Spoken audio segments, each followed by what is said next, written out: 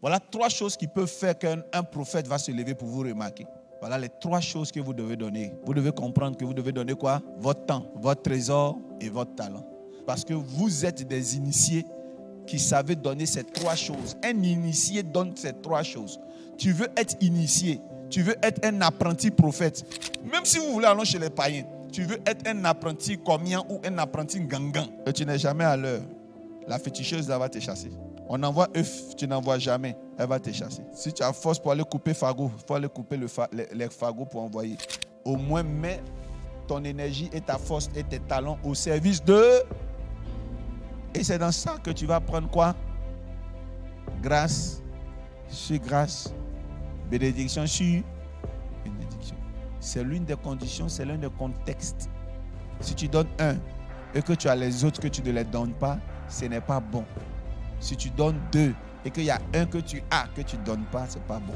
Mais si parmi les 3, il y a un que tu n'as pas et que tu ne donnes pas, c'est compréhensif. C'est ça la parabole des talents. Il y en avait un à qui on a donné un seul. Et lui, il a vu quand on a donné combien? 5 et 3 à l'autre. Mais avec un talent, Dieu avait attendu de toi que tu l'adores, avec que tu fructifies. C'est ce que ça veut dire. Mais d'autres, ils se disent que pour moi, je n'ai pas l'argent. C'est pour ça que je ne vais plus à l'église. Parce que l'église là, on demande trop l'argent. Je n'ai pas. Donc je préfère rester.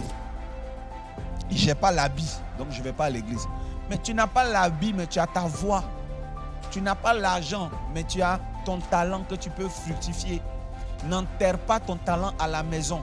Parce que le sol dont on parle dans l'histoire, où ils ont enterré le talent, ça peut être ta chambre que tu as pris désormais pour faire ta petite église.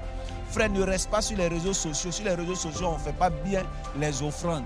Parce que quand tu es sur les réseaux sociaux, on ne te voit pas. Donc tu profites de l'onction.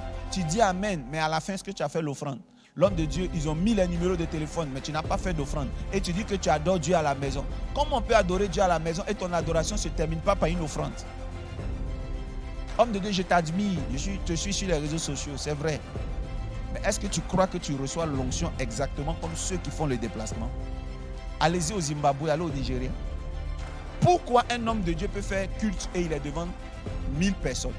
Imaginez-vous si chacun disait qu'il devait adorer Dieu à la maison.